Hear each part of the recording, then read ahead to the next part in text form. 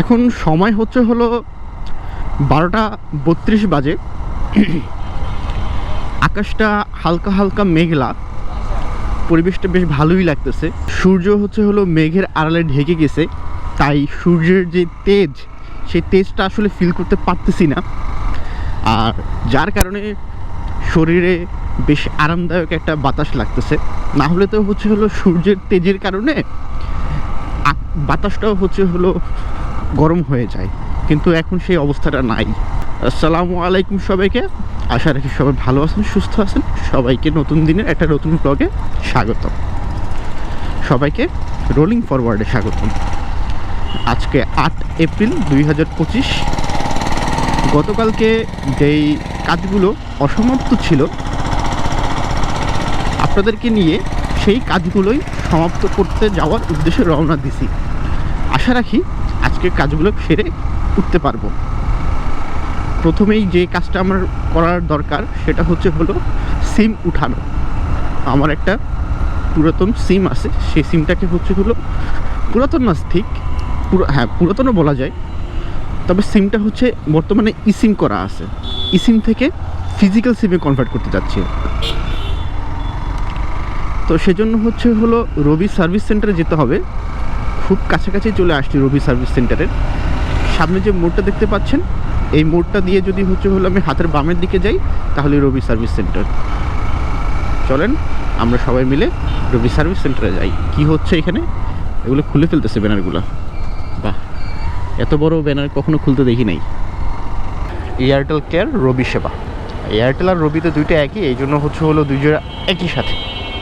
আলহামদুলিল্লাহ আলহামদুলিল্লাহ, রবিতে হচ্ছে হলো রবি কাস্টমার সার্ভিস থেকে আমি আমার অসমাপ্ত কাজটা করতে পারছি, মানে আমার ইসিমটাকে ফিজিক্যাল করতে পারছি। আর একটা মজার জিনিস শুনি আপনাদেরকে, আমার কোনো প্রকারে একটা পয়সাও লাগে না আমার এই ইসিম থেকে ফিজিক্যালে করতে। এখন প্রশ্ন করতে পারেন কেন, আপনাদের জানার উদ্দেশ্যে আমি জানাইয়া দিই আর কি, মানে আপনাদেরকে আমি একটু জানাই রাখি। আমি হচ্ছে হলো রবির কি যেন একটা লেভেল আছে, সেই লেভেলের ভিতরে আমি ডায়মন্ড এলিটে আছি। যেহেতু আমি ডায়মন্ড এলিটে আছি, এই জন্য হচ্ছে হলো আমার এই সিম রিপ্লেসমেন্টে কোনো প্রকারের টাকা পয়সা একটা টাকাও লাগে নাই, একদম সম্পূর্ণটা আমি ফ্রিতে করতে পারছি। যাক আলহামদুলিল্লাহ, শুধু শুধু পয়সা খরচা হবে তার থেকে বেঁচে গেছি। ভাবছিলাম, আমি মনে মনে ভেবেই রাখছিলাম যে মিনিমাম 250 থেকে 350 টাকা হয়তো লাগবে আমার সিম রিপ্লেসমেন্টে, বাট লাগে নাই। ব্যাংকে একটু হালকা কাজ ছিল টাকা জমা দেওয়ার ব্যাপারে, ওটাও হয়ে গেছে। তো এখন ভাবতেছি গিয়ার আপের যে কাজটা আছে, হেলমেটটা নিয়ে আসা, ওইটা কি আগে আনতে যাবো নাকি আগে খাওয়া দাওয়া করবো। ভাবতেছি আগে খাওয়া দাওয়াই করি, কারণ হচ্ছে হলো গিয়ার আপের দিকে আমি বিকেলবেলা 5টার দিকেই হচ্ছে হলো পরেতে যাব। সো যেহেতু হচ্ছে হলো বিকেলের দিকে যাচ্ছি, এখন আর যে লাভ নাই। এখন আপাতত খাওয়া দাওয়া করে রুমে আগাই। আন্দোলন চলতেছে, কোপাকুপি আন্দোলন চলতেছে, তো মানুষ কম। যাই হোক, আর্মি যাচ্ছে। ব্র্যাক ব্যাংকে হচ্ছে হলো টাকা পয়সা জমা দিতে আমার একটু সুবিধা হয়। আমার একটা ফ্রেন্ড আছে, তো ওর সাথেই হচ্ছে হলো এতক্ষণ আড্ডা দিচ্ছিলাম টাকাটা জমা দিয়ে। তো এই জন্য ব্র্যাক ব্যাংকে আসলে ব্যাংকিং করে সুবিধা। আর আসলে এই ব্র্যাক ব্যাংকে অ্যাকাউন্ট আমি অনেক আগেই খুলছিলাম, আমার ফ্রেন্ড না থাকা অবস্থাতেই। না না না, 185 সিসি। হ্যাঁ হ্যাঁ, 2.0। না না, 250 তো 100 হয় না এখনো। 250 আছে সে পালসারের। হ্যাঁ, ইয়ামাহা আসতেছে একটা। হ্যাঁ, সুজুকি চলবে না, দাম যা রাখবে। 3-3টা ব্লগ করে ফেলতেছি। এই 3-3টা ব্লগেই শুধুমাত্র একবারই আমার ব্যাটারি চার্জ দেওয়া হয়েছিল 100%-এর মতো, তারপরে চার্জই দেওয়া হয় নাই, তাও স্টিল চলতেছে। 3টা ব্লগ করতেছি একবার চার্জ দিয়ে, দারুণ একটা ব্যাপার। তবে বারবার ফাইল ট্রান্সফার করার জন্য আমাকে হচ্ছে হলো গোপ্রো এর একটা ঢাকনাটা খুলতে হয়, পাশাপাশি হচ্ছে হলো মেমোরিটাকে হচ্ছে বারবার বের করতে হয়। বাবা, এত মানুষ কেন? জাটকা সংরক্ষণ সপ্তাহ, ও আচ্ছা আচ্ছা, এটা মনে হয় জেলে মাছ ধরা তো নিষেধ, এই জন্য হয়তো। আলহামদুলিল্লাহ দিনটা পজিটিভ যাচ্ছে, যা যা কাজ করতে চাচ্ছি সব কাজই করতে পারতেছি কোনো সমস্যা ব্যতীতই। এখন আর একটা কাজে যাচ্ছি, মেইনলি আব্বু আমার জন্য 1000 টাকা পাঠিয়েছে, ওই টাকাটাকে রিসিভ করার জন্য। কারণ খাওয়া দাওয়া করার জন্য কিছু টাকা লাগে, সবসময় হাতে টাকা থাকে না। কত বছর হয়ে গেল এখনও ইনকামের রাস্তা ধরতে পারি নাই। যা ইনকাম করি টুকটাক টিউশনি করে, সেটা নিজের পিছনেই চলে যায় আর কি। নিজের তো অনেক খরচা আছে, ওই খরচাগুলো দিতে দিতেই চলে যায়। তো সামনে গিয়ে দেখা যাবে যে রাস্তাটা একটু ভাঙাচুরা আছে, এই যে দেখতেই পাচ্ছেন স্পষ্ট রাস্তা ভাঙাচুরা, যেটাকে রিপেয়ার করা হয়েছে। মানুষের জীবনটা এরকমের, কারো একটা দিনের সব সময় যে ভালো কাটে এমন না, প্রত্যেকটা দিনে যে ভালো কাটে এমন না। ভালো সময়ও আছে যেমন, খারাপ সময় তেমন আছে। আমিও চেষ্টা করি আমার দিনে যত ঘটনা ঘটে তার মধ্যে পজিটিভ ঘটনাগুলো আপনাদেরকে দেখানোর, নেগেটিভ ঘটনাগুলো দেখানোর। আসলে এইটাই তো জীবন, এইটাই তো নিয়ম, এইটাই তো নর্মাল। মানুষের জীবনে সবসময় সব কিছু ভালো ঘটবে এটা তো অসম্ভব। একটা গুড নিউজ দেই, আমার সামনে একটা কন্টেন্ট আসতেছে, ভাবতেছি সেটার টিজিং আজকে থেকে শুরু করে দিব, মানে টিজার দিব। ভিডিওর টাইটেল হবে বরগুনা থেকে বাইক কিনে কীভাবে ঢাকার নাম্বার পেলাম। খুবই ইন্টারেস্টিং একটা কন্টেন্ট হতে যাচ্ছে। আপনারা এই একই ভিডিওতে সমাধান পেতে যাচ্ছেন কীভাবে A to Z, একদম A to Z কীভাবে বাইক রেজিস্ট্রেশন করতে হয়, নিজে নিজে সব কিছু সমাধান পেয়ে যাবেন। আপনাদের আগেই বলা হয়েছিল যে আমাদের লোকাল বাসের ব্যবসা আছে, তো ওই আব্বু বাসে করে টাকা পাঠিয়ে দিছে এখন এক স্টাফের মাধ্যমে, রুবেল ভাইয়ের মাধ্যমে। তো ওই টাকাটা আমি রিসিভ করলাম একই মাত্র। এখন আমার নেক্সট কাজ গিয়ার আপের যে টাকা পরিশোধ করা, যেটা গতকালকে আপনাদেরকে সাথে নিয়ে আমি গেছিলাম কিন্তু কাজ হয় নাই, ওই কাজটা সারার চেষ্টা করব। জানি না পারবো কি না, তাও চেষ্টা করব। দোকান যদি না খুলে আমি কীভাবে তাকে টাকাটা পে করবো, এটাই আমি চিন্তা করতেছি। দিন হয়ে গেছে তো, টাকাটা এখন দেওয়া অনেকদিন হয়ে যাওয়াতে এখন টাকাটা দেওয়া জরুরি। দেখছেন কী অবস্থা, ঠিক মতো রিক্সা চালায় না। আমারও একটু দোষ আছে, আমার কি দোষ আসলেই আছে জানি না। হ্যাঁ, আজকে দোকান খুলছে কিন্তু বোধহয় তারা নামাজ পড়তে গেছে, এই জন্য দোকানটা বন্ধ পাইছি। তার মানে আজকেও হইতে পারে কাজ, তবে পরে আসতে হবে আমাকে। এখন সময় 5:16 বাজে, বাট 5:16 না, 5:13 বাজে। 3 মিনিট কমায় ধরবেন, এখানে 3 মিনিট আগানো। আমার টিউশনে একটু লেট হয়ে গেল, 10 থেকে 12 মিনিটের মতো, 13 মিনিটের মতো। এখন যত দ্রুত পারা যায় টিউশনের দিকে আগাচ্ছি। আমার ভালোই লাগে আপনাদের সাথে কথাবার্তা বলি, আর এভাবে শহরে এক প্রান্ত থেকে আরেক প্রান্ত যাই, কাজবাজ করি, বোর লাগে না, মজাই লাগে। তবে খেয়াল রাখতে হবে এত সব কিছু দেখানোর মাঝে ভিডিওটা যাতে 10 মিনিটের মধ্যে ক্যাপ রাখানো যায়, মানে ক্যাপ করা যায়। আজকে এপ্রিল মাসের 9 তারিখ।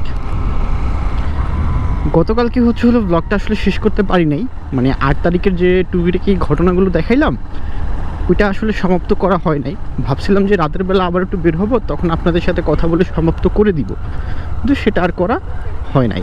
তাই ভাবলাম যে সমাপ্ত না করে বরং 9 তারিখের ঘটনাগুলো স্টিচ করে দিই একটা ভিডিওতে, পুরো 2 দিনের ঘটনা একটা ভিডিওতে থাকুক। মানে ধরে নিতে পারেন ভিডিওটা আসলে আর 10 মিনিটের ভিতরে ক্যাপ রাখা সম্ভব না, এটা আর একটু বড় হবে, হয়তো পারে 15 মিনিট 17 মিনিট, যা হয় দেখা যাক। আমি তো এখানে শুধুমাত্র আমার মনের ভাবগুলো প্রকাশ করার জন্যই আসছি, সেটা 10 মিনিটের ভিতরে যে সবসময় কমপ্লিট করতে পারবো এমনটাও না। আমি চেষ্টা করবো বলে কথা দিয়েছি, সবসময় পারবো সেটা আসলে হয়তো সম্ভব না। যাই হোক, এই ব্যাপারে কথা না বলি। দেখতেই পাচ্ছেন আজকে কড়া রোদ উঠছে, আর আকাশে মেঘলা, তুলার মতো লাগতেছে মেঘগুলো। আপনারা হয়তো ক্যামেরাতে সুন্দর মতো বুঝতে পারতেছেন।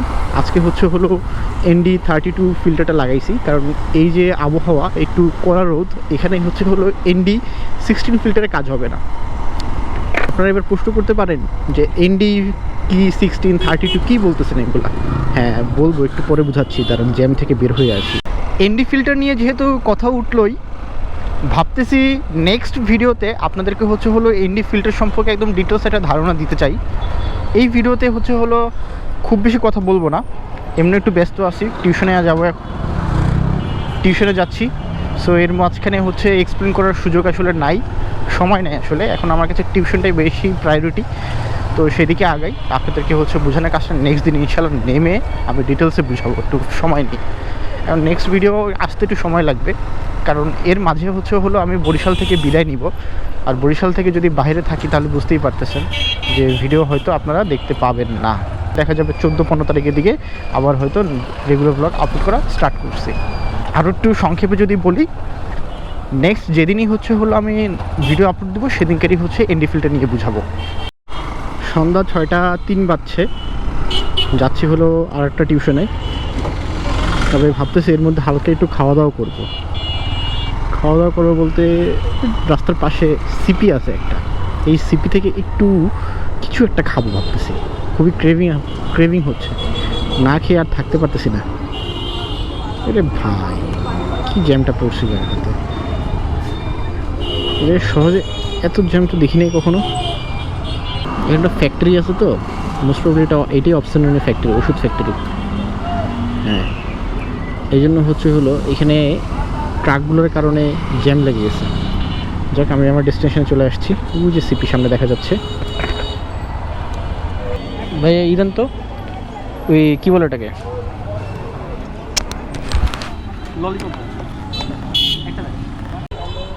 সিপি থেকে হচ্ছে হলো চিকেন ললিপপের পাশাপাশি চিকেন বলও খেলাম, ভালোই লাগলো। 85 টাকা নিছে মনে হয়, খারাপ না।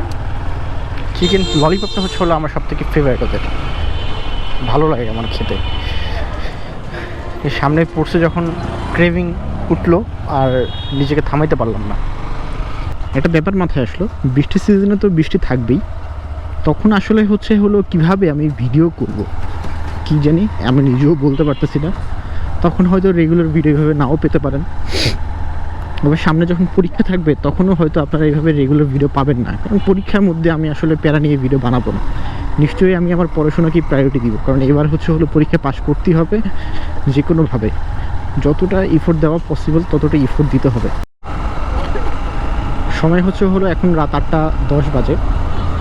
রূপতলির উদ্দেশ্যে যাচ্ছি, কারণ আজকে আমার একটু হুমাহুমে খাওয়ার শখ যাচ্ছে। সকালেই যাওয়ার কথা ছিল, ভাবছিলাম সকালবেলা নাস্তা করতে যাব হুমাহুমে আপনাদের সাথে নিয়ে, কিন্তু সেটা আর হয় নাই। তাই এখন রাতের বেলা যাচ্ছি।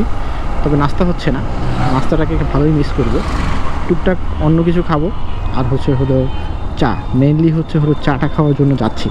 হুমাহুমের চাটা হচ্ছে অসাধারণ। আপনারা যদি হচ্ছে বরিশালে আসেন তাহলে হুমাহুমের চাটা মাস্ট ট্রাই করবেন।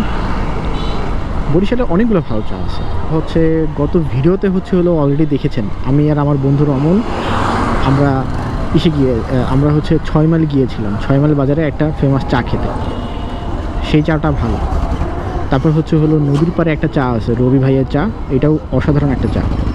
তারপর হচ্ছে হলো আর একটা চা আছে সিএনবি রোডে, দুলাল ভাইয়ের চা, দুলাল ভাই মনে হয়, ওই চাটাও ভালো।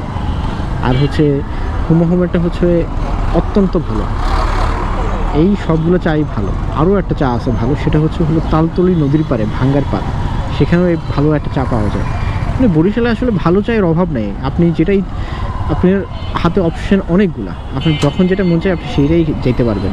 কিন্তু কী অবস্থা, রূপতলি যাওয়ার জন্য রাস্তায় এত জ্যাম কেন ভাই রে ভাই, ঢাকার মতো জ্যাম লাগছে। দেখেন অবস্থা, পুরা সাগরদ্বীপ হতে শুরু করে বোধহয় একদম রূপতলি পর্যন্ত জ্যাম হয়ে আছে। এ ভাই রে ভাই, এই পর্যন্ত জ্যাম না, রূপতলি পর্যন্ত যায় নাই। ওইখানে যদি হচ্ছে হলো আর একটু ধরেন 2 মিনিট আটকে রাখে তাহলে একদম রূপতলি পর্যন্ত চলে যাবে জ্যাম। ভাবতেছি ফেরার পথে হচ্ছে হলো ওই পাশ দিয়ে যেতে হবে, এই পাশ দিয়ে যাওয়া যাবে না, ভিতরের রাস্তা দিয়ে যেতে হবে। এই রাস্তা দিয়ে গেলে আজকে আর আসলে বাড়ি ফেরা হবে না। যে হুমাহুম চলে আসছি। হুমাহুম থেকে বের হয়ে হচ্ছে হলো আমরা একটা ভিন্ন পথে, ভিন্ন রাস্তা দিয়ে আমরা হসপিটালের দিকে আসতেছিলাম। ভাঙাচোরা বিভিন্ন ধরনের রাস্তা এক্সপিরিয়েন্স করে আসলাম। রাতের বেলা হওয়ায় হচ্ছে হলো আপনাদেরকে দেখানোর সুযোগ পেলাম না। তবে আর তেমন কিছু কথা বলার পাচ্ছি না। আজকের দিনে যত টুকিটাকি ঘটনা সব কিছু দেখানো শেষ ইনশাআল্লাহ। ওয়াও, ইসরায়েলের পতাকার উপর দিয়ে দৌড়ে গেলাম, ভালো লাগলো, ভালো অনুভূতি। আচ্ছা, ফটোকপির দোকান সামনে আছে, এখানে নাই। আর ওয়াইফের আবার ফটোকপি করানো লাগবে একটা কাগজ, স্পেশালি এনআইডি আর কি। ওহো, আমার তো একটা কাজ বাকি আছে, সেটা তো করা হয় নাই। আচ্ছা, সেই কাজটা করে তারপরে রুমে যাব। এর মধ্যে আমি আপনাদের সাথে আরেকটু কথা বলবো। ফাইনালি হচ্ছে হলো গিয়ার আপ খোলা পাইলাম। ওহো, না এত মারা লাগবে না, এত মারা লাগবে না, এটা তো খোলা লাগবে না এবার। এত মারা লাগবে না। আমার পুরনো হেলমেট, যেটার ভাইজার এখন পর্যন্ত পাওয়া পসিবল হয় নাই, তো নিয়ে যাচ্ছি এখন। এখানে রেখে তো লাভ নাই, পরবর্তীতে যখন ভাইজার আসবে তখন আবার নিয়ে আসবো। অনেক আলহামদুলিল্লাহ 2 থেকে 3 দিনে যত কাজ ছিল অপূর্ণ সবগুলো কাজ হয়ে গেছে আলহামদুলিল্লাহ। তো এই তো আল্লাহর প্ল্যান এমনই যে এই কাজ আমি একদিনে করতে পারতাম সেটা আমি এখন 3 দিন বসে বসে করছি। যে শেষমেশ কাজগুলো শেষ করতে পারছি সেটাই অনেক। আপনাদেরকে আমি এটাই বোঝানোর চেষ্টা করতেছি, আল্লাহর বাইরে, আল্লাহর হুকুমের বাইরে আমরা কিছুই করতে পারি না। আমরা পুরোটাই আল্লাহর হুকুমের গোলাম। আল্লাহ যা চাইবে তাই হবে, সেভাবেই হবে। এখন রুমে যাই, কাজ আছে।